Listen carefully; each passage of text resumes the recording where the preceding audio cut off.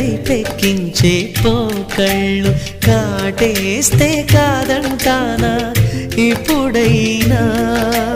వయసేమైనా సొగసేమైనా మరపించే మనసేమైనా